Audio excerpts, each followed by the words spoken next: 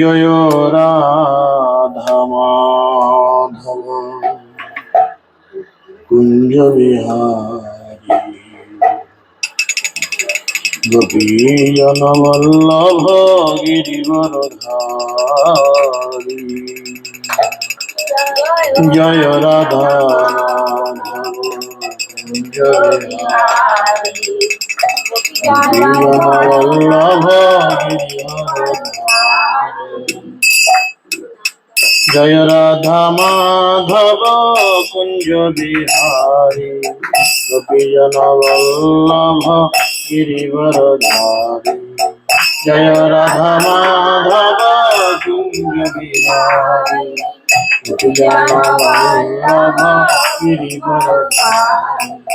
যশোদানন্দন ব্রজ জনরঞ্জন যমুনা তীর বনচারী। যশোদানন্দন ব্রজ জনরঞ্জন যমুনা তীর বনচারী। রাধা মাধব কুঞ্জ বিহারী রাধা মাধব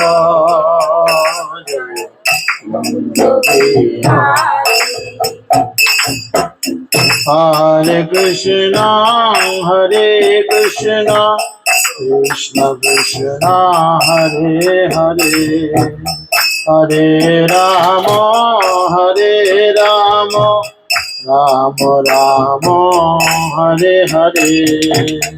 হরে কৃষ্ণ কৃষ্ণ কৃষ্ণ হরে হরে হরে রাম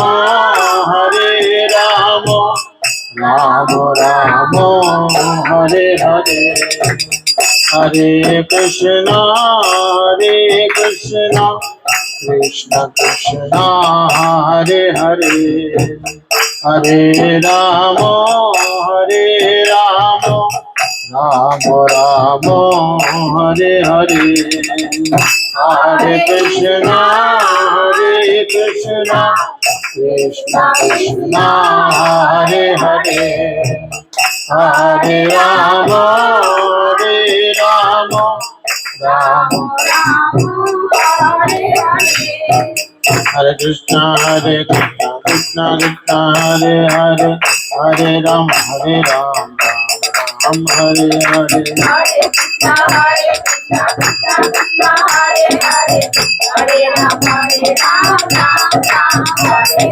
हरे कृष्णा कृष्ण कृष्ण हरे हरे हरे राम राम राम हरे हरे। हरे कृष्णा कृष्ण कृष्ण हरे हरे हरे राम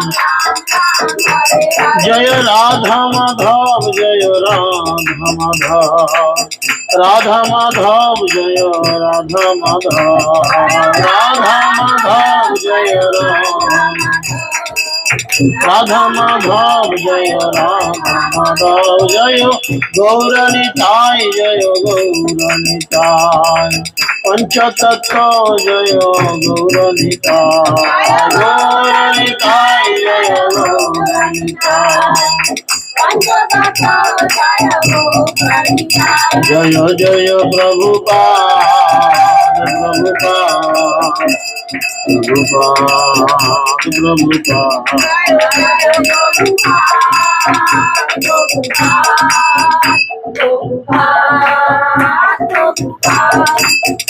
जय जय गुरुदेव गुरुदेव गुरुदेव गुरुदेव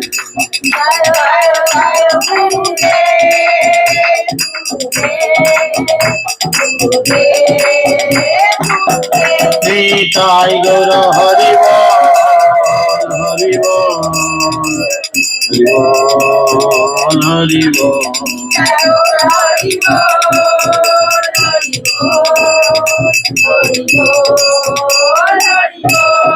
गौर ब्रह्मानंद ओम अज्ञानं तिमिरन्धस्य ज्ञानाञ्जनशलाकया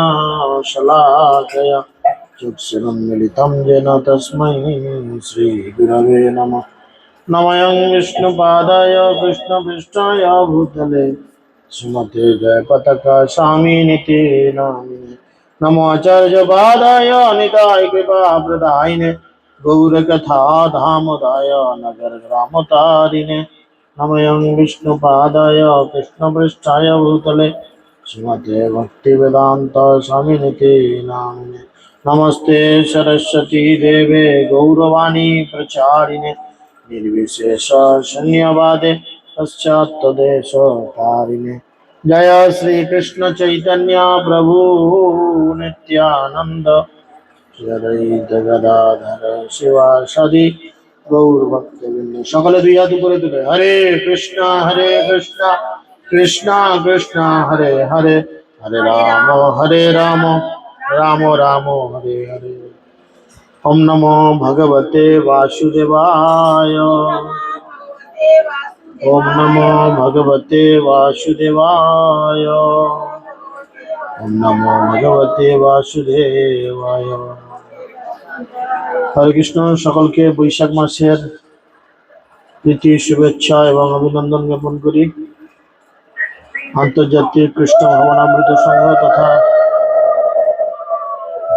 ইসকন নামহট্টর পক্ষ থেকে প্রীতি শুভেচ্ছা এবং অভিনন্দন। তো আপনারা সকলেই জানেন যে 12টা মাসের মধ্যে তিনটি মাস অতি মহিমান্বিত, কার্তিক, মাঘ এবং বৈশাখ। কার্তিক মাস প্রদীপ দানের জন্য বিখ্যাত, বৈশাখ মাস জল দানের জন্য বিখ্যাত এবং মাঘ মাস স্নানের জন্য বিখ্যাত। এই 3 মাসে এই 3টি কর্ম করলে ভগবান খুব প্রীত হন এবং তিনি আমাদের কৃপা আশীর্বাদ প্রদান করেন। তাই এই বৈশাখ মাসে দেখবেন বেশিরভাগ হিন্দুদের বাড়িতেই তুলসীর উপরে জলের ধারা অলরেডি করা হয় বা শুরু হয়ে গিয়েছে। তো এই মাসে আপনি মানুষকে, শুধু তুলসী গাছে জল নয়, যে কোনো মানুষকে আপনি, পথ চলতি মানুষকে যদি একটু ঠান্ডা জল বা শরবত কিছু দেন, ভগবান এতে খুশি হন। ভগবান অ্যাকচুয়াল খুশি হন অল্পতে। ভগবানকে খুশি করার জন্য বিশাল কিছু অ্যারেঞ্জমেন্ট, বিশাল কিছু ব্যবস্থাপনার প্রয়োজন পড়ে না। ভগবান অল্পতেই সন্তুষ্ট। কারণ ভগবান গীতায় বলেছেন, পত্রং পুষ্পং ফলম তোয়াম তেজ ভক্তা প্রযোজ্যতি। কেবল পাতা, ফুল, ফল, জল আমাকে কেউ অর্পণ করলে আমি তার এই ভক্তিপ্রতি উপহার খুব প্রীতি সহকারে গ্রহণ করি। তো ঠিক সেরকম মাঘ মাসে আপনি স্নান করবেন। স্নান করলে কি আমাদের গায়ের ময়লা দূরে চলে যায়? সবাই স্নান করেন তো? করেন? স্নান করলে গায়ের ময়লা দূরে যায়। তাহলে চিন্তা করেন, আপনি চান করবেন, ভগবান এতে খুশি হন। বুঝা গেল? তিনি কৃপা করেন। মাঘ মাসে ভোরবেলা স্নান, দুপুরবেলা রোদে দাঁড়িয়ে স্নান নয়, কিন্তু মাঘ মাসে ভোরবেলায় স্নান, এটা একটা তপস্যা। আর কার্তিক মাসে হচ্ছে প্রদীপ দান। দেখবেন কার্তিক মাসে সন্ধ্যায় সকলে তুলসী তলায় প্রদীপ দেয় বা উপরে বাঁশের ডগায় বেঁধে তুলে ইত্যাদি এরম করে কিছু করে। তো এই যে বৈশাখ মাস খুব মহিমান্বিত মাস। কেন না, বৈশাখ মাসে ভগবান অনেকগুলো লীলাবিলাস করেছিলেন। তো তার মধ্যে অন্যতম একটি লীলা আগামী সোমবার, সামনে ফাঁকা আছে, এগিয়ে এসে বসেন একটু, ব্যাস। তো আপনারা সকলেই জানেন এই আগামী সোমবার ভগবান দুইটি আবার লীলা করেছিলেন। প্রথম লীলা হচ্ছে এই দিন অক্ষয় তৃতীয়া, অর্থাৎ এই দিনে যা কিছু করা হয় সব কিছু অক্ষয় রয়ে যায়।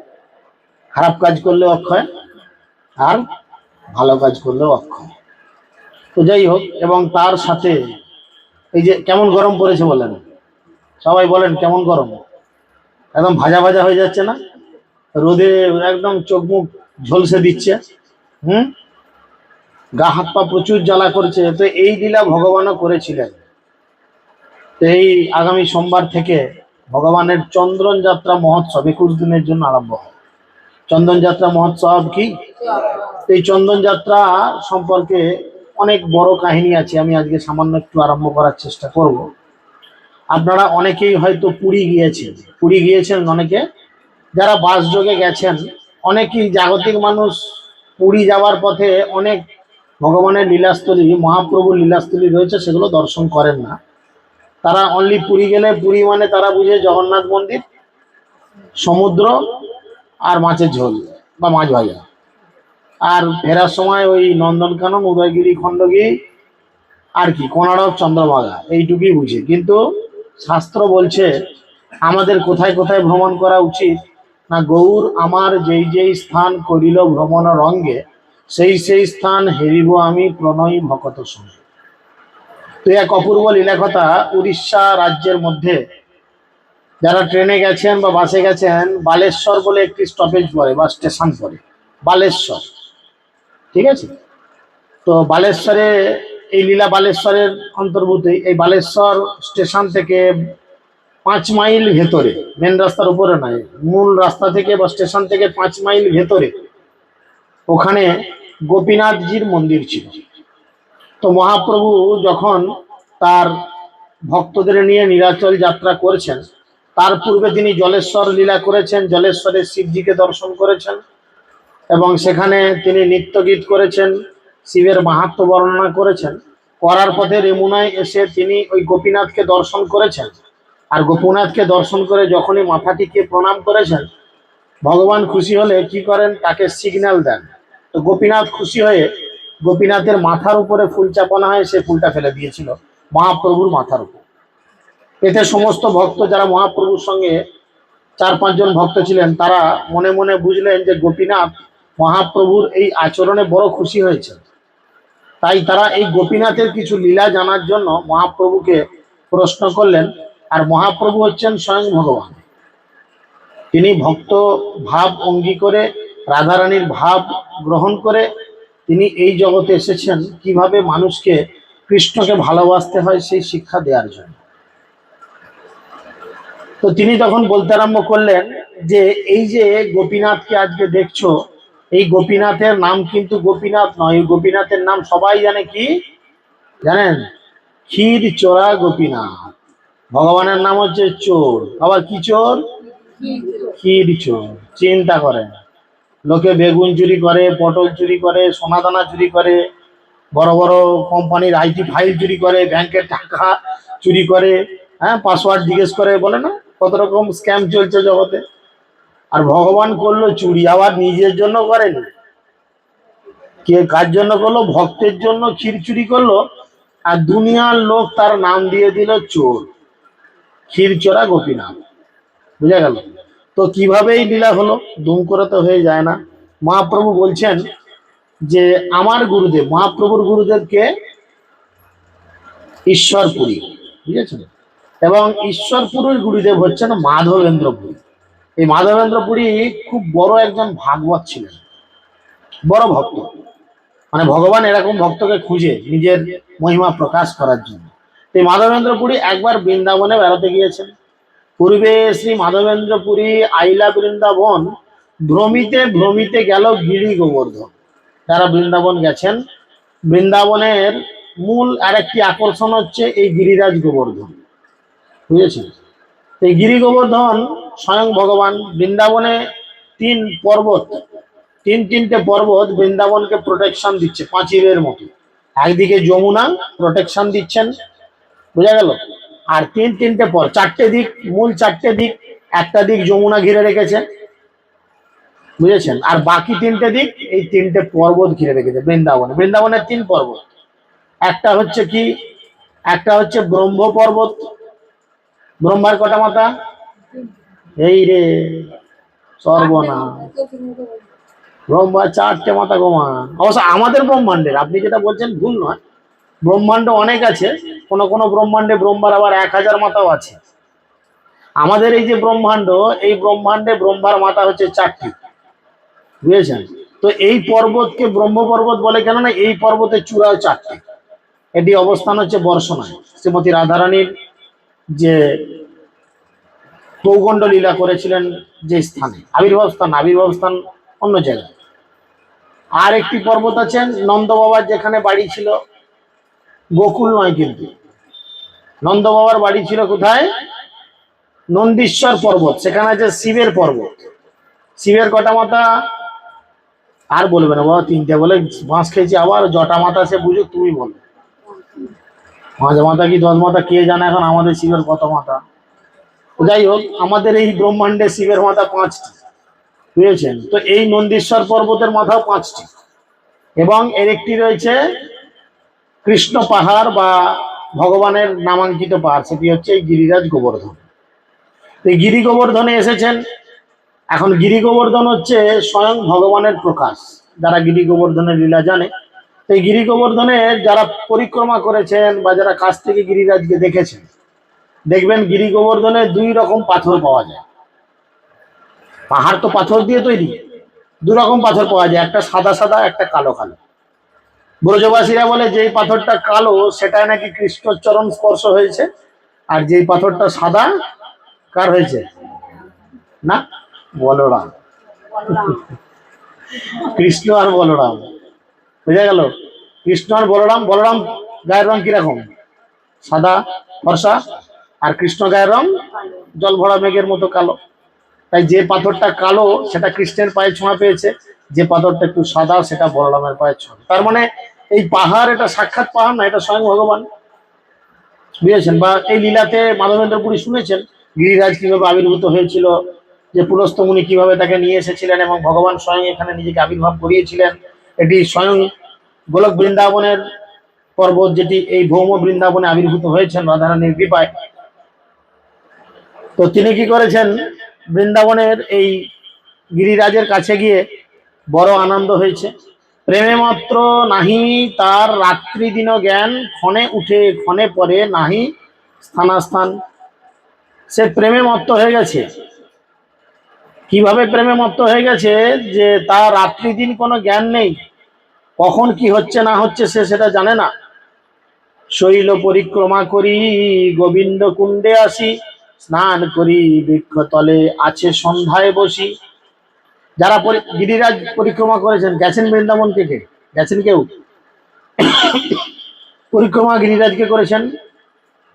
চেষ্টা করবেন অন্তত জীবনে, কিছু হোক না হোক, অন্তত জীবনে একবার বৃন্দাবনটা ঘুরে আসবেন।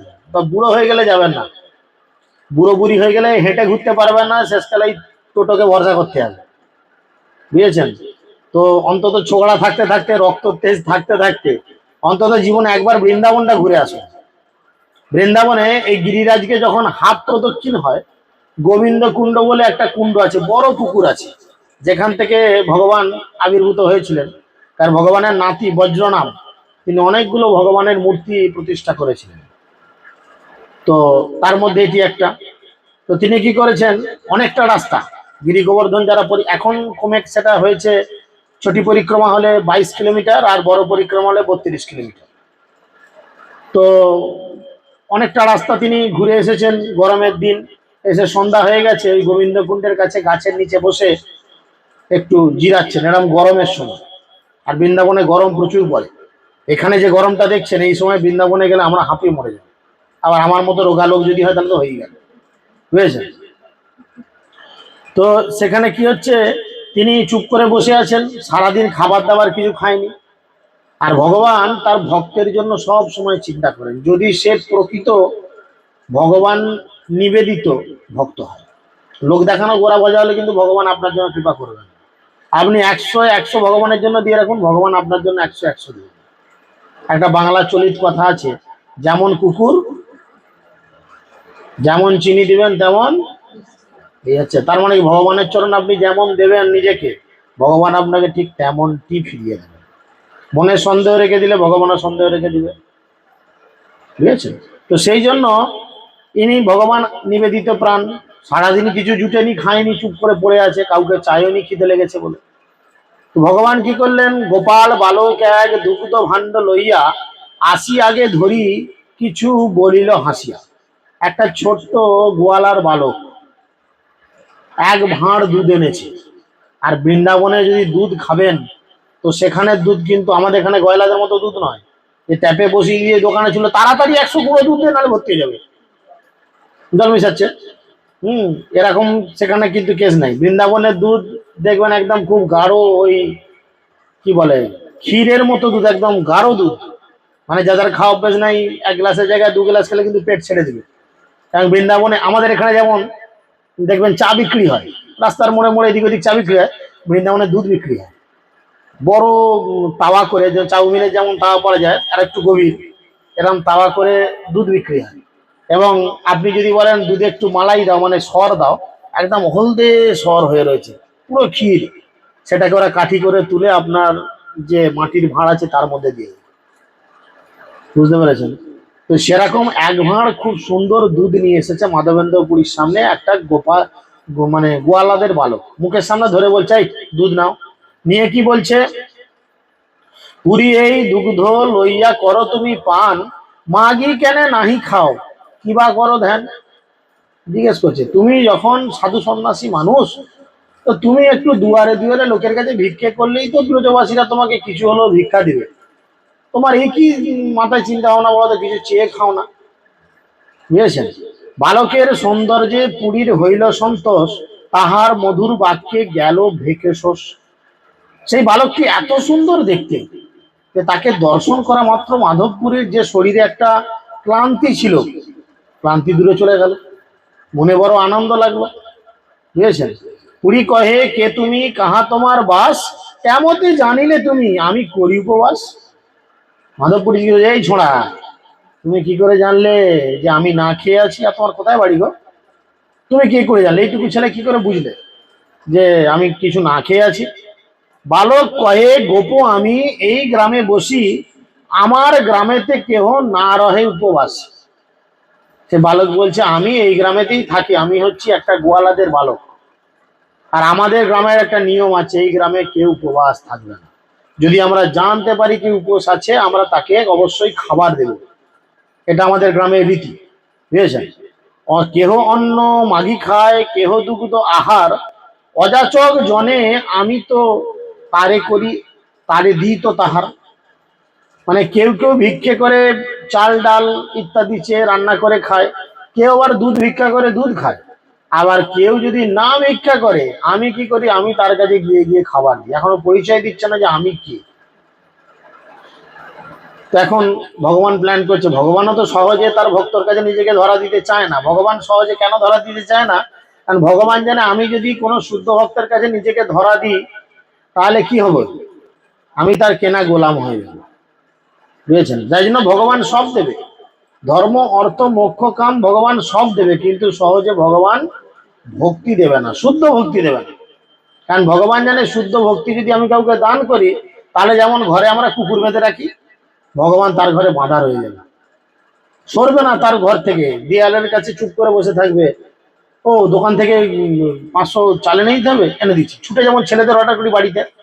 একটা মধ্যবিত্ত গরিব ফ্যামিলিতে ধরুন সকালবেলা বাবা 50 টাকা দিয়ে গেল মায়ের হাতে, এইটা দিয়ে আজকে সংসার মেনটেন করো, বাজারও করাও, মুদিখানা করাও, সবই করাও। দেখবেন গ্রামে এরম অনেক বাড়ি আছে, তারা দোকানে গিয়ে 20 টাকার দুনিয়ার মাল নেয়। আমি অবাক হয়ে ছেলেবেলায় দেখতাম পাড়ার দোকানে 20 পয়সা আর লঙ্কা দাম, সে দোকানদারও তখন গোটা কত লঙ্কা দিয়ে প্যাকেট করে দিল। হ্যাঁ, 4 আনা নুন দাও, সে 4 আনার নুন আন্দাজ মতো দিয়েও দিল। সে 20 টাকায় মোটামুটি তার গোটা সংসারের এক ব্যাগ ভর্তি কাগজ হয়ে গেল, মাল কিছু থাক না, এরকম করতো। তো সে বাচ্চা যেমন গিয়ে এরকম তার আদেশ পালন করতো, ভগবানও তখন সেই শুদ্ধ ভক্তের বাড়িতে এরম আচরণ করে। তো ভগবান ওই জন্য মাধবপুরীর কাছে কি বললো, মাধবপুরী জিজ্ঞেস করেছে আচ্ছা তুমি কি করে জানলে আমি উপোস করে আছি? জল নিতে স্ত্রীগণ তোমারে দেখি গেল, স্ত্রী সব দুগ্ধ দিয়া আমারে পাঠাইলো। বলো আমি কিছু তেমন জানি না, এই আমাদের সব পাড়ার বউগুলো জল নিতে এসেছিল গোবিন্দ কুণ্ডে, তখন তার ট্যাপ সাবমার্সিবলের ব্যাপার নেই, তখন মানুষ পুকুরের জল খেত। তো এই গোবিন্দ কুণ্ডে জল নিতে এসেছিল আমাদের গ্রামের মেয়েরা, তারা গিয়ে তোমার এই চৌমুখের অবস্থা দেখলো, দেখে তারা গিয়ে আমার হাতে দুধ দিয়ে পাঠালো, কারণ তারা তো পরস্ত্রী, তারা পরপুরুষের সামনে আসবে না, তাই তারা আমার হাতে দিয়ে পাঠালো। যে ওকে দিয়ে এসো, গোদহন করিতে চাহি শীঘ্র আমি যাব, আর বার আসি আমি এই ভাণ্ড লইব। বেশিক্ষণ দাঁড়ালেই কিন্তু ধরা পড়ে যাবে। বুঝেছেন? কারণ ভক্ত খুব চালাক, ভগবান কি চালাক, তার থেকে ভক্ত আরো চালাক। ওই জন্যই বলে যে জন কৃষ্ণ ভজে সে বড় চতুর, এই জগতে বিশাল চালাক লোক না হলে কৃষ্ণ ভজনা করবে না।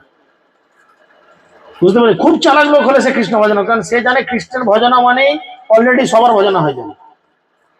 আর যখনই আমরা কৃষ্ণের ভজনা বাদ দিয়ে অন্য কারোর ভজনা করতে যাব, তখনই আমাদের কর্তব্য কর্মে আমরা বাধা পড়ে যাব। দেখুন, জন্ম থেকে আমরা ঋণী কিনা সবার উপর? বাবা মায়ের উপর ঋণী। বাবা বীর্যদান করেছে, মা গর্ভে আমাদের ধারণ করেছে 10 মাস 10 দিন, জন্ম হয়েছে, মায়ের স্তনদুগ্ধ পান করেছি, করেছি কিনা সবাই? বাবা মা কত কষ্ট করে আমাদের বড় করে তুলেছে, জেঠু কাকা জেঠিমা পাড়ার লোক দেশের লোক, আমাদের বড় হওয়ার পেছনে সবার কিন্তু সাহায্য আছে। এমনকি গাছপালাগুলো বড় হওয়ার পেছনে সাহায্য আছে, নেই? গাছপালা অক্সিজেন দিয়েছে, আমরা কার্বন ডাইঅক্সাইড ছেড়েছি, ছাওয়া দিয়েছে। আবার পাড়ার লোকগুলোরও সাহায্য আছে, কি না, স্কুল যাওয়ার সময় তো গাড়ি চলে গেছে, হ্যাঁ, আমি হয়তো বলেছি দাদা বা কাকা আমাকে একটু স্কুলে নামিয়ে দেবে, তার মোটর সাইকেলের পেছনে গেছি এসেছি। প্রাইভেট টিউটার আমাকে টিউশনি পড়িয়ে শিক্ষা দিয়েছে, তার প্রতিদিন আছে, আছে কিনা? এই জগতে প্রত্যেকটা জিনিসের প্রতি আমাদের ঋণ আছে। এই ঋণ যদি শোধ করতে হয় একটা একটা করে, তাহলে এই ঋণ আমরা সব শোধ করে উঠতে পারবো না। কিন্তু যদি আমরা কৃষ্ণ ভক্তি করি, কি হবে? এই জগতের সমস্ত ঋণ শোধ হয়ে যাবে। বুঝতে পেরেছেন? তাই যেজন কৃষ্ণ ভজে সে বড় চতুর। কারণ ঋণ থাকলে কি হবে? মুসলমানদের দেখবেন কেউ মারা গেলে কবরে যখন তাকে মাটি দেওয়া হয়, তার আগে সবাইকে জিজ্ঞেস করে যে কারুর কাছে কিছু ধার দেনা আছে কিনা। যদি বলে হ্যাঁ আমার কাছে আছে, যার বাড়ির মরা মরেছে সে, তার বাড়ির ছেলে যদি বলে হ্যাঁ আমি আমার বাবার বা মায়ের যে ধার আছে এটা আমি শোধ করব, তবে মাটি দিতে অনুমতি দেবে। নাহলে সে যদি বলে না আমার অনুমতি নেই, তাহলে কিন্তু ওই যে মারা যাবে তার মাটি হবে না। তার মানে কি, ঋণ থাকলে তার কোনো সদ্গতি হবে না। ঠিক সেরকম এই জগতে যদি আমাদের 1 ইঞ্চি ঋণ থাকে, আমরাও কিন্তু ভগবানের কাছে ফিরে যেতে পারবো না, আবার ফিরে আসতে হবে সেই ঋণ শোধ করার জন্য। এবার সেই ঋণ শোধ করতে গিয়ে আবার ঋণ বাড়বে, আবার সেই ঋণ শোধ করতে গিয়ে আবার ঋণ বাড়বে। কিন্তু যদি একবার সৌভাগ্যক্রমে ভ্রমিতে ভ্রমিতে যদি সাধু বৈদ্য পায়, তাহলে কি হবে? তাহলে এই জড়জগতের বন্ধন থেকে সে উদ্ধার লাভ করবে কৃষ্ণ ভজন করে। তাই সে তাড়াতাড়ি বললো, কৃষ্ণ বললো কি, সেই ছোট্ট বালকটা বললো কি, এ দেখো বাবু, আমার তোমার কাছে এতক্ষণ বসে থাকলে চলবে না, তোমাকে আমি ভাতটা দিয়ে গেলাম, তুমি একটা দুধটা খেয়ে রেখো, আমাকে গাই দিতে যেতে হবে, আমি যাই। গাই দিয়ে যখন ফিরবো, এই ভাতটা নিয়ে আমি ঘর যাবো, তুমি খেয়ে রেখে দেবে ধুয়ে, আমি ফেরার পথে নিয়ে যাব। চালাকি করে বলে গেল। এত বলি গেলা বালক না দেখিয়ে আর, মাধব পুরীর চিত্তে হইল চমৎকার, দুগ্ধ পান করি ভাণ্ড ধুইয়া রাখিল, বাট দেখে সে বালক পুনঃ না আসিল। এদিকে মাধবপুরী দুধ খাচ্ছে, অমৃতের মতো স্বাদ পাচ্ছে, আর এদিক ওদিক তাকাচ্ছে, বা ছেলেটা বলে গেল আসবো, এখনো আসছে না কেন? খাওয়া হয়ে গেল, দুধের গ্লাসটা যে ভাঁড়ে দিয়েছিল ধুয়ে রেখে দিয়েছে, বারবার তাকাচ্ছে, এই ছেলে গেল কোথায়? বললো যে আসবো। বসি নাম লয় পুরী নিদ্রা নাহি হয়, শেষ রাত্রে তন্দ্রা হইল বাহ্য বৃত্তি হয়। সারা রাত জেগে আছে, ঘুম আসে না, মন বড় অস্থির, ছেলেটা আসবো বলেছে। হ্যাঁ, এবার দেখুন সারাদিন খাটাখাটনি করছে, একবার তো চোখটা এরম ঢুলবেই। আবার বিশেষ করে হরিনাম করলে এমনি ঘুম পাবে। এই যে এখানে চলছে, পাখা চলছে, এত গরম, তাকান ফাঁক তালে কেউ ঠিক দিচ্ছে, কেউ না কেউ তাকিয়ে দেন পাশাপাশি।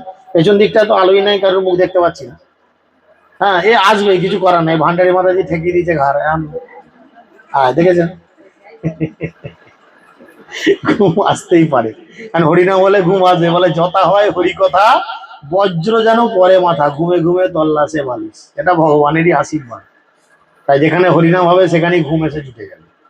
তাই মাধবেন্দ্র বুড়ি জব করছে, সারা রাত জেগে আছে, ভোরের দিকে ঘুমটা খুব ভালো আসে দেখবে।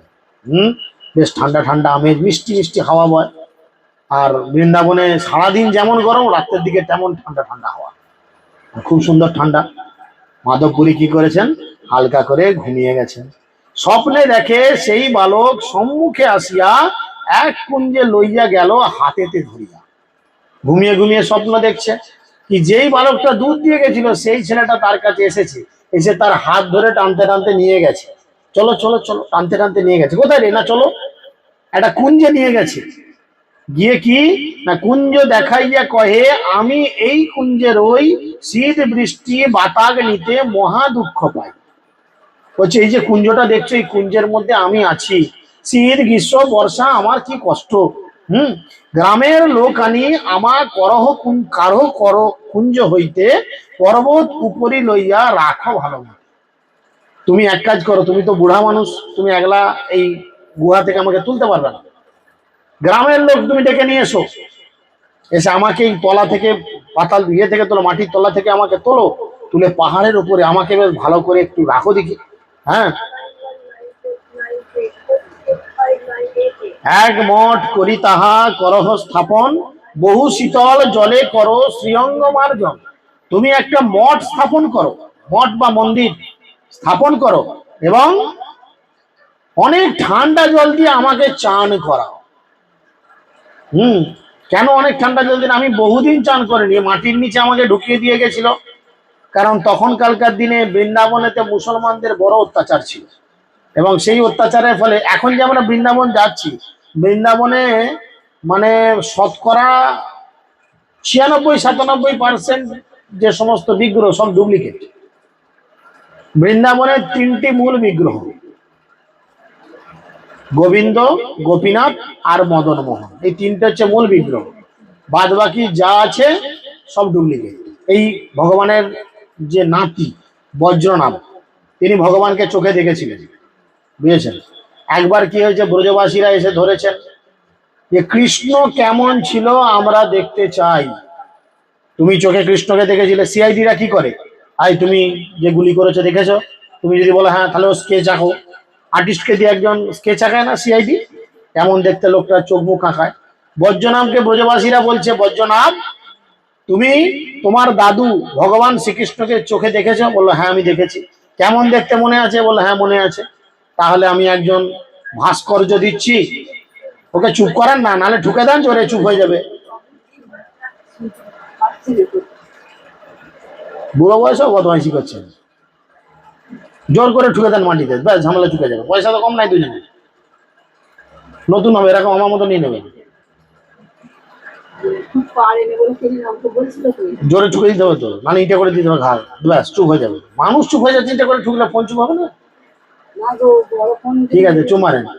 তো সেই জন্য তখন বললো যে তুমি তোমার দাদুকে যখন দেখেছো, তাহলে আমি একজন শিল্পী দিচ্ছি, তুমি দাদুকে আঁকিয়ে দাও। এই করে দে না, তুই হাসি বছর, তোরা তো পারিস, ঠিক করে দে। তো তখন তিনি সেই ভাস্কর্যকে দিয়ে কি করলেন, একটা মূর্তি বানালেন।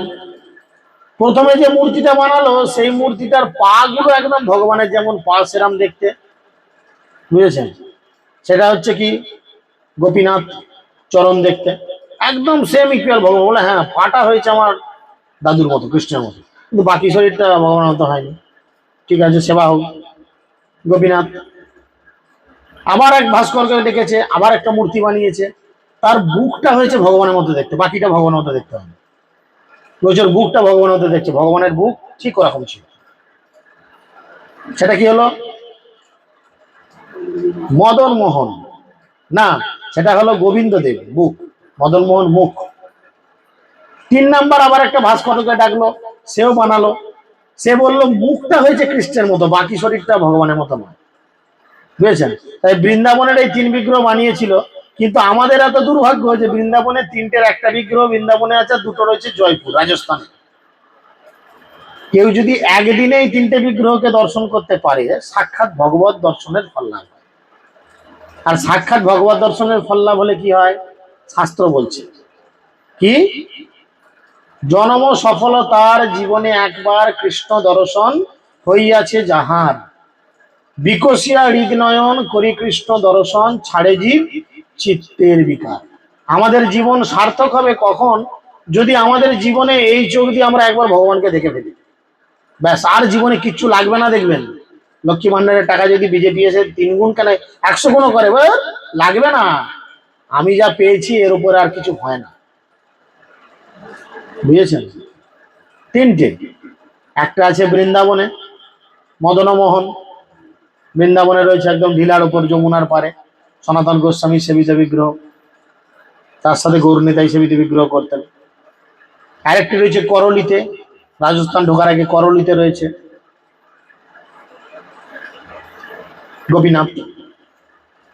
আর রাজস্থানে রয়েছে গোবিন্দ দেবজি, বিশাল মন্দির। এই 3টে ঠাকুর একদিনে কেউ যদি দর্শন করে, বহু রাস্তা, প্রায় 500-600 কিলোমিটার, ভোরবেলায় একে দেখে নিয়ে বেরোতে হবে, সন্ধ্যেবেলা গিয়ে গোবিন্দদেব দর্শন হবে, সন্ধ্যে 7:30-8টার পর। বিশাল দখল। তো সমস্ত দখল চলে যাবে যখন আপনি 3টে ঠাকুর দর্শন করে আপনার জীবনকে সার্থক ভাববেন যে অন্তত জীবনে আমি একবার কৃষ্ণকে দর্শন করার স্বাদ আস্বাদন করলাম। তো এখানে সেরাম কথা তিনি বলছেন যে বহুদিন তোমার পথ করি নিরীক্ষণ, কবে আসি মাধব আমার করিবে সেবন। তুমি জানো মাধব, স্বপ্নে বলছে কিন্তু, তুমি জানো মাধব আমি তোমার পথ চেয়ে কবে থেকে বসে আছি সেই মাটিতে গাড়া হয়ে, যে কবে আমার মাধব আসবে আর আমার সেবা পূজা করবে। তোমার প্রেম বসে করি সেবা অঙ্গীকার, দর্শন দিয়া নিস্তারিব সকল সংসার। তোমার প্রেমে আমি নিজেকে কি করব, আবির্ভূত করাবো নতুন করে, এবং সমস্ত জগৎবাসী সমস্ত সংসারের লোক আমাকে দর্শন করে তাদের জীবন সার্থক করবে। এখনো এই গোপাল আছে রাখা, এখনো বৃন্দাবনে ওই টিলার উপরে গোপাল আছে, যে গোপালকে তুলেছিলেন, বুঝেছেন? শ্রীগোপাল নাম মোর গোবর্ধন দারি, বজ্রের স্থাপিত আমি ইহা অধিকারী। বজ্রের মানে বজ্র নাম, ও নাতি, তার নাম হচ্ছে কি গোবর্ধনধারী গোপাল। ছোট্ট গোপাল বিগ্রহ গোবর্ধনধারী গোপাল এখনো আছে গিরিরাজের ওপরে। শৈল উপরি হইতে আমা কুঞ্জে লুকাইয়া, মেলেচ্ছ ভয়ে সেবক মোর গেল পালাইয়া। মুসলমানেরা যখন এই স্থান আক্রমণ করে তখন আমার সেবা করছিল যে পূজারী, সে ভয়ে আমাকে জঙ্গলের মধ্যে চাপা দিয়ে রেখে দেয়। তারপর মুসলমানদের ভয়ে ভীত হয়ে আমাকে ছেড়ে দিয়ে, এখানে ছেড়ে দিয়েই অন্য জায়গায় পালিয়ে যায়। এরকম অনেক জায়গা দেখবেন বৃন্দাবনে গেলে এখনো রয়েছে, বহু মন্দির এখনো আছে, ঔরঙ্গজেব এসে ভেঙে দিয়ে চলে গেছে। হিংসা, সে মন্দিরের মাথায় ঘি দিয়ে প্রদীপ জ্বালানো হতো, আর সেই প্রদীপ দিল্লির আগ্রার যে তার রাজদরবার ছিল সেখান থেকে দেখা যেত। ঔরঙ্গজেব রেখে যেত, কেন অত দূরে মশাল জ্বলবে, আমার এ হবে না, হিংসা ছিল মনে। এসে মন্দিরকে টোটালি ভেঙে দিয়ে চলে গেছে, একদম কারু কার্য সব ভেঙে দিয়ে চলে গেছে। ধীরে ধীরে ধীরে ধীরে আমাদের এই বাংলার লোকেরই কৃপায় আজকে বৃন্দাবন কিন্তু আমরা আবার দেখতে পাচ্ছি। বৃন্দাবনকে আমরা যে এখন দেখতে পাচ্ছি না, এটা সম্পূর্ণ মহাপ্রভুর কৃপা।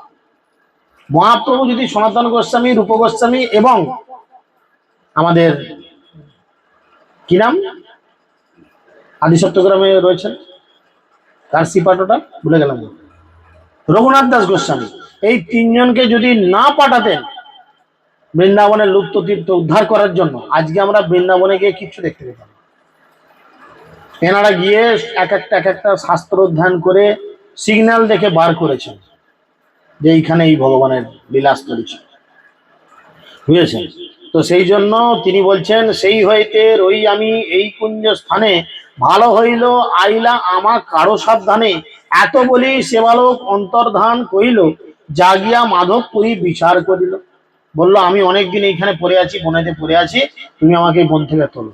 বলেই সেই বাচ্চাটি স্বপ্নে কি হলো, অদৃশ্য হয়ে গেল, ব্যাস। আর স্বপ্ন ভেঙে গেলে কি হয় আমাদের, আবার নাক ডেকে ঘুমায় না, কি হয়, ঘুম ভেঙে যায়, দুম করে উঠে বললো, আরে কি দেখলাম, শ্রীকৃষ্ণকে দেখিল মুই নাড়িল চিনিতে, এত বলি প্রেমা বেশে পড়িল ভূমিতে। তিনি নিজের কপাল চাপড়াচ্ছেন, বলছেন হায় আমি কি দুর্ভাগা, কৃষ্ণকে আমি এত কাছে পেলাম আর আমি কৃষ্ণকে চিনতে পারলাম না, এ আমার কি প্রেম। অনেক রোদন করি কইল ধীর, আজ্ঞা পালন লাগি হইল সুস্থির। কিছুক্ষণ কাঁদতে লাগলো, রোদন করতে লাগলো, ছি ছি আমার কি ভক্তি হচ্ছে এগুলো, ভাবছে নিজেকে ধিৎকার দিচ্ছে। তারপর ভাবলো ভগবান আমাকে কতগুলো অর্ডার দিয়েছেন, সেইগুলো আমাকে পালন করতে হবে। প্রাতঃস্নান করি পুরী গ্রাম মধ্যে গেলা, সব লোকে একত্র করি কহিতে লাগিলা, গ্রামের ঈশ্বর তোমার গোবর্ধন ধারী, কুঞ্জে আছে চলো তারে বাহির করি।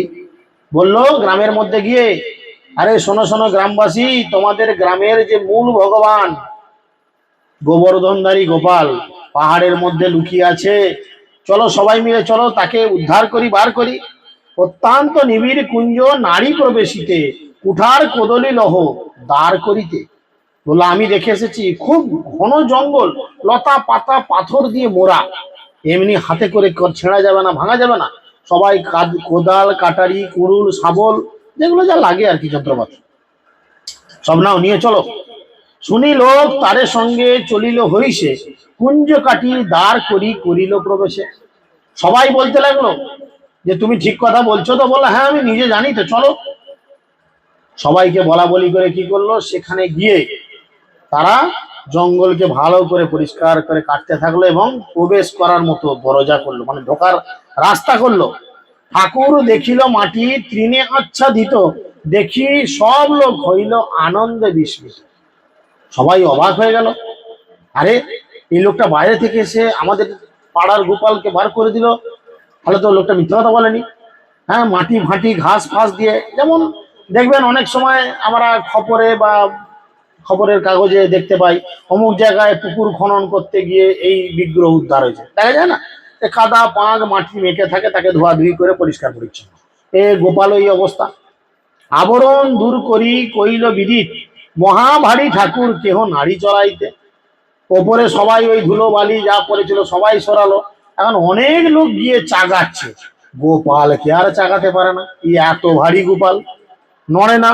মহা মহা বলিষ্ঠ লোক একত্রে করিয়া পর্বত উপরি গেল পুরী ঠাকুর লইয়া। তখন অনেক বলশালী লোকদের নিয়ে মাধবপুরী কি করলেন, গোপালকে চাগিয়ে চুগিয়ে নিয়ে সেই পর্বতের মাথায় নিয়ে গেল, বুঝেছেন। পাথরের সিংহাসনে ঠাকুর বসাইল, বড় এক পাথর পৃষ্ঠে অবলম্বন দিল।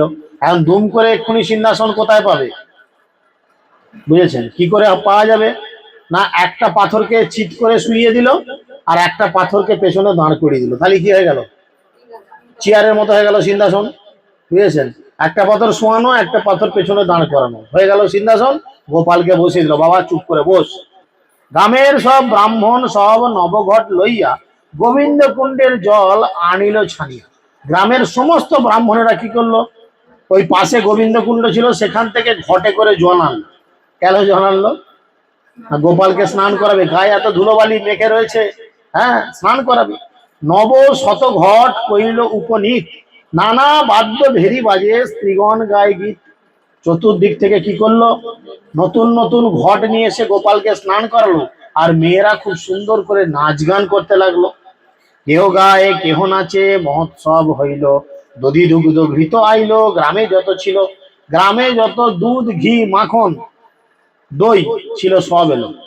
তখন বৃন্দাবনে এক একটা লোকের, আপনাদের এখানে খুব বেশি হলে একটা লোকের কতগুলো গরু আছে আপনারা জানেন, কতগুলো সর্বাধিক কত গরু আছে, 5টা 7টা 10টা, হ্যাঁ তাও নেই। চিন্তা, বৃন্দাবনে তখন এক একটা লোকের 1 লাখ 2 লাখ 3 লাখ করে গরু, অবাক হয়ে যাওয়ার মতো বিষয়, বাবা এত গরু। নন্দ বাবা তার 9 লাখ গরু ছিল, 1 লাখ 2 লাখ নয়, 9 লক্ষ গরু, চিন্তা করা যায়। আমাদের গোটা আরামবাগ বিধানসভায় বোধহয় এত ভোটার নাই যা গরু ছিল, চিন্তা করেন একবার। তাহলে এই 9 লাখ গরুকে সামালতে কতগুলো কিরিসেন লাগতো, লাখখানেক তো লাগবে নাকি, কি মনে হয় আপনাদের, না 2-1 জনই সামালে দেবে, হ্যাঁ লাখখানেক লোক লাগবে। গরুর গোবর কারা, গরুকে চান করানো, তার খড়চুবি দিয়া, তাকে গাই দোয়া, হেন তেন, অন্তত লাখখানেক লোক চাই। তাহলে একটা ঘরে যদি লাখখানেক লোক কাজ করে, তাদের খাবার দাবারের ব্যবস্থা করতে হবে তো, না খালে থাকবে। সকালবেলা টিফিন দিতে হবে, দুপুরবেলা ভাত ডাল সবজি দিতে হবে, তাহলে রান্না হতো কত বড় করায়, যারা রান্না করতো কত ক্ষমতাবান, চিন্তা করে দেখেন। মা যশোদা সেরকমই ছিল, এখনো বৃন্দাবনে আছে, যদি যান এই নন্দ বাবার যে নন্দালয় রয়েছে, মানে নন্দী পর্বতে ওঠার আগে নন্দ বাবার যে বাড়ি আছে, সেখানে ওঠার আগে মা যশোদা যে হামাল দিকটাটায় মশলা কুটতো, এখন মিক্সি হয়ে গেছে, টুক করে ঘুরিয়ে দিলে সারা করে আওয়াজ হয়ে গেল। বা এখন মেয়েরা আর জানে না মশলা বাটা কি, শিল কি জিনিস কিছুদিন পর মিউজিয়ামে দেখতে যাবে, ও এইটাকে শিল বলে, তাই নাকি, লোকে চিনবে না 2 দিন পর, কেন সব গুঁড়ো মশলা হয়ে গেছে। যার জন্য এখন কমিয়ে রোগ, এর রোগ, পিঠের রোগ, কোমরের, কারণ এই যে শিলে বাটা হচ্ছে, এটা একটা এক্সারসাইজ, বুঝেছেন। আমাদের কাছে রুগীটা আসলে ফিজিওথেরাপিতে যখন আমরা পাঠাই, এই ঘাঁটে ব্যথা, হাতে ব্যথা, কোমরে ব্যথা, পিঠে ব্যথা, দেখবেন ডাক্তার কিন্তু এরকমই কিছু এসটিডি আর এরকম এক্সারসাইজ দেয়, হাত তুলবেন নামাবেন, এই করবেন ওই করবেন, তার মানে কি এক্সারসাইজ। এখন আমরা বেশি কুঁড়ে হয়ে যাচ্ছি, আর রোগ যত চেপে বসছে। তো মা যশোদার এই হামাল দিস্তা দেখলে আপনাদের চোখ মাথায় উঠে যাবে, বাবা বিশাল এক হামাল দিস্তা, না হওয়ার কি আছে। লাখখানেক লোক যদি, না হওয়ার কিছু নাই, কারণ লাখখানেক লোক যদি তার বাড়িতে কিরসেন হয়, এবার ঘরের লোকগুলো তো আছে খাবে, তাহলে চিন্তা করে দেখেন, তার তো অত তার কত মশলা লাগবে, 500 লোকের রান্না হলে আমরা 500 গ্রাম মশলা লিখে দিচ্ছি, তাহলে হিসেব করুন ক কিলো জিরে গুঁড়ো, আদা গুঁড়ো, লঙ্কা গুঁড়ো ইত্যাদি লাগতো তখন। রোজে, একদিন আর দিন আর রোজে। হ্যাঁ, এরকম অবস্থা রয়েছে। তাই তারা কি করলো, যে যার গ্রাম থেকে যার বাড়িতে যত দুধ, ঘি, মাখন, দনি ছিল সব গরু গাড়ি বোঝাই করে আনলো। ভোগ সামগ্রী আইলো, সন্দেশাদি যত, নানা উপহার তাহা করিতে পারি কত। সন্দেশাদি নানা রকম ভোগ সামগ্রী নিয়ে আসা হলো, কিন্তু এত রকম উপহার নিয়ে আসা হলো যে সেটা বর্ণনা করতে অক্ষম।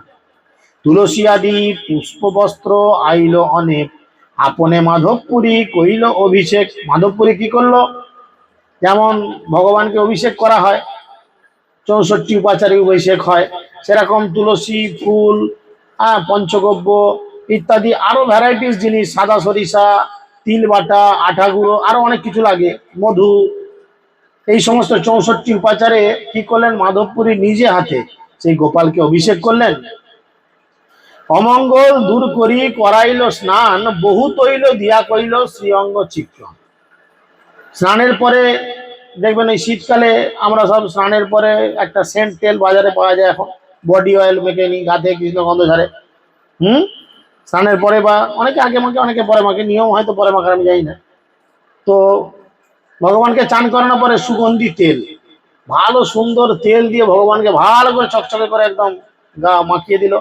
পঞ্চগব্য পঞ্চামৃতে স্নান করাইয়া মহাস্নান করাইলো শতঘট দিয়া। মহাস্নান মানে দেখবেন আমরা যখন অভিষেক করি, ওই যে ঝিরিঝিরে থালাটা থাকে, ফুটো ফুটো থালা, ওপরে ধরি 5 রকম ফল, তুলসী আর সাদা সর্ষে দেওয়া হয়, আর আমরা ঘটে করে বা যা পাই তাতে করে গঙ্গা জল আর সাদা জল যা পাই মাথায় ঢালি, এটা হচ্ছে মহাস্নান, বুঝেছেন।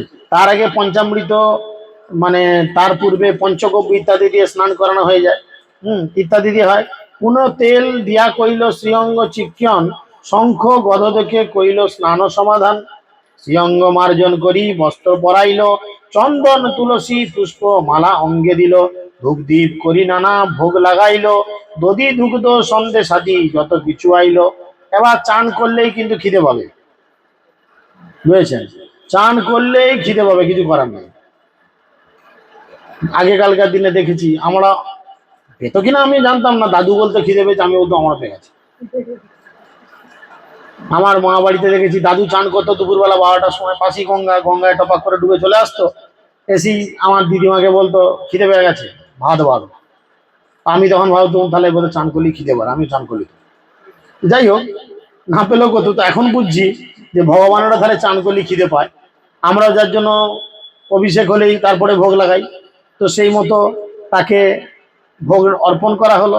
এরপর কি ধূপ দীপ করি নানা ভোগ লাগাইলো, দধি দুগ্ধ সন্দেশাদি যত কিছু আইলো, সুবাসিত জল নব পাত্রে সমর্পিল, আচমন দিয়া তা তাম্বুল নেবে দিল।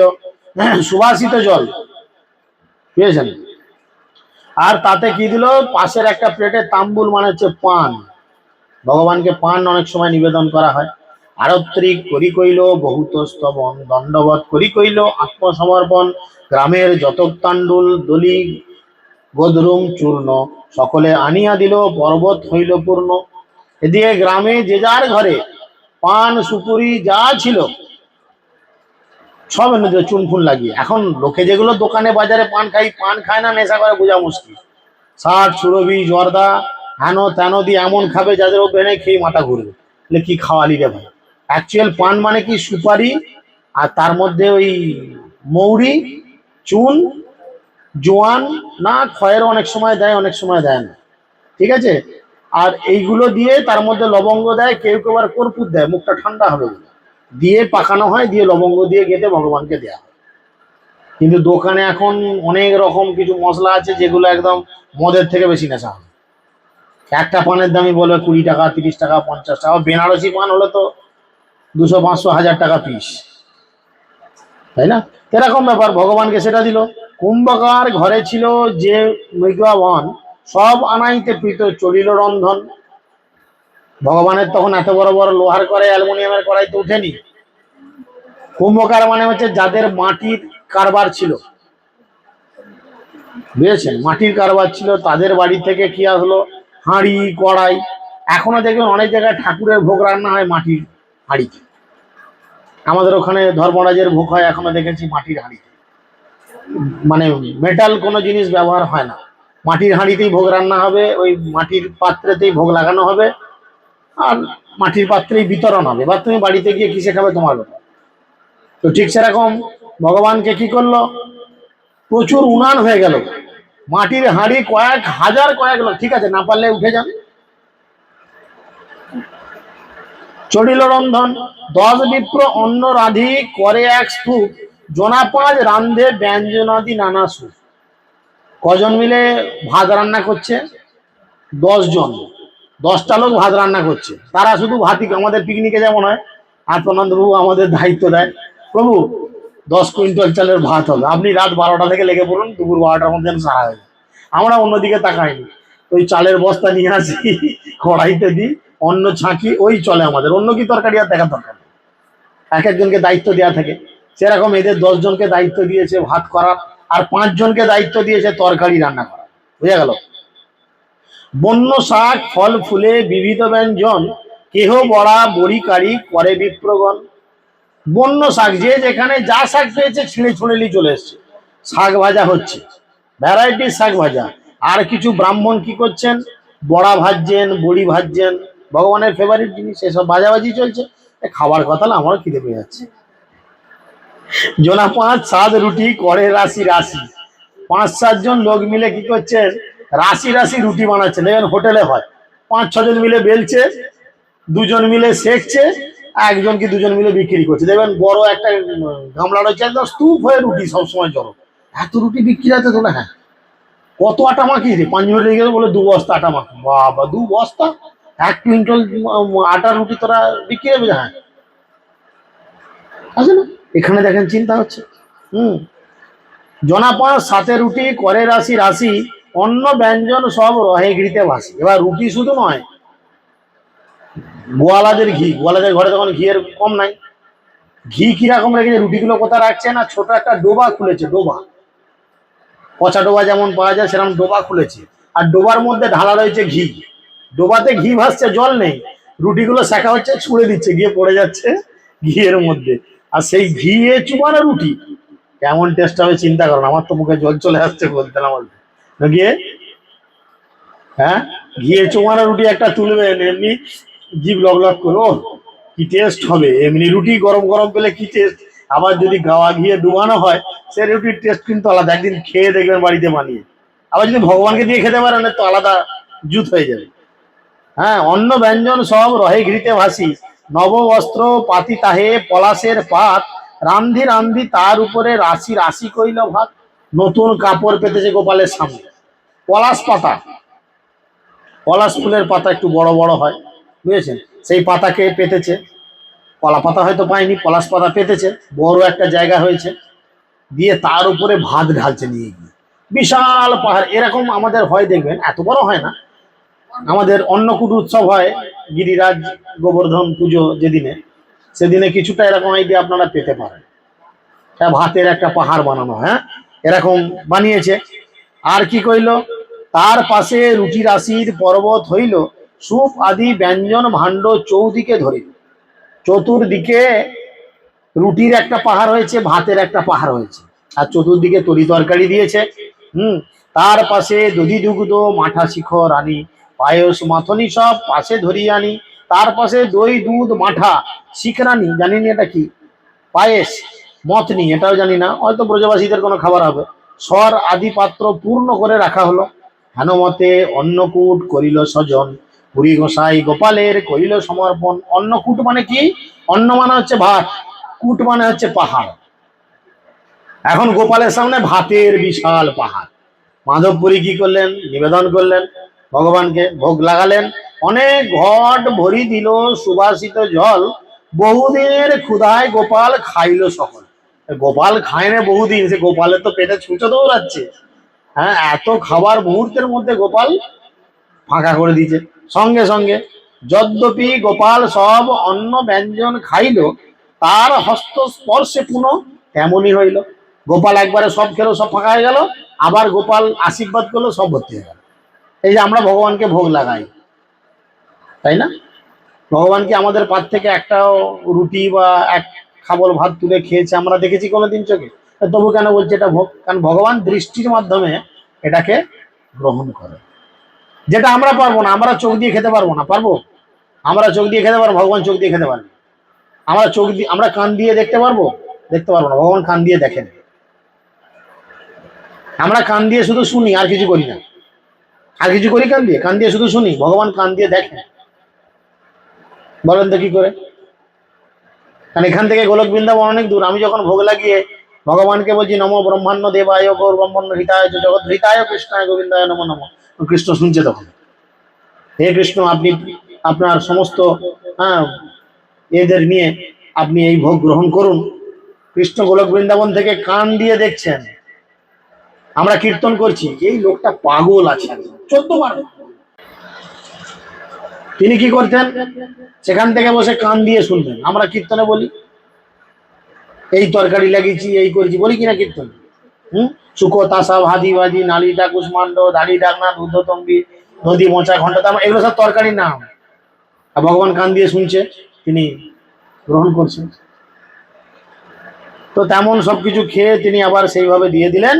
ইহা অনুভব কইল মাধব গোসাই, তার ঠাঁই গোপালের লুকানো কিছু নাই। একদিনের উদ্যোগে ওইছে মহোৎসব কইল, গোপাল প্রভাবে হয় অন্য না জানিল। একদিনে এই উৎসব হলো। আচমন দিয়া বিরক সঞ্চয় আরতি করিল লোকে, করে জয় জয়। প্রসাদ পাওয়ার পর একটা আরতি করতে হয়, গোপালকেও আরতি করলো, সব লোকে জয় জয় কইলো। এবার খেলে কি করবে? শুতে হবে তো, একটু ঘুমোতে হবে না? খেয়েছে। শয্যা করাইল নতুন খাট আনাইয়া, নব বস্ত্র আনি তার উপরে পাতিয়া। নতুন খাট এনে নতুন কাপড় দিয়ে পাঠালো। তৃণটানি করি দিল, চারিদিক আবরিল, উপরেতে এক চাটি দিয়া আচ্ছা দিল। উপরে একটা চাটা দিয়ে ঘিরে দিল, আর চতুর্দিকে বড় বড় লম্বা লম্বা ঘাস দিয়ে আড়াল করে দিল। ভেতরে কে শোবে? গোপাল। এসি হয়ে গেছে গোপালের একদম। কুড়ি গোসাই আজ্ঞা দিল সকল ব্রাহ্মণে, আবাল বৃদ্ধ গ্রামের লোক করহ ভোজনে। গোপাল খেয়ে নিয়েছে, এবার গ্রামের সবাইকে ভোজন করাও। সবে বসি ক্রমে ক্রমে ভোজন করিল, ব্রাহ্মণ ব্রাহ্মণীগণে আগে খাওয়াইল। ব্রাহ্মণ ব্রাহ্মণীগণকে আগে খাওয়ালো, গ্রামের লোকেদের খাওয়ালো। অন্য গ্রামের লোক যত দেখিতে আসিল, গোপাল দেখিয়া সব প্রসাদ খাইল। যে যা দেখতে আসলো সব গোপালের প্রসাদ পেল। দেখিয়া পুরীর প্রভাব লোকে চমৎকার, পূর্বে অন্নকূট যেন হইল সাক্ষাৎকার। তখন তারা মনে পড়লো, আগে অন্নকূট উৎসব হয়েছিল আরাম করে, কৃষ্ণ করেছিল, সেই উৎসব তিনি আবার দ্বিতীয়বার করলেন। হরে কৃষ্ণ কৃষ্ণ কৃষ্ণ হরে হরে, হরে রাম রাম রাম।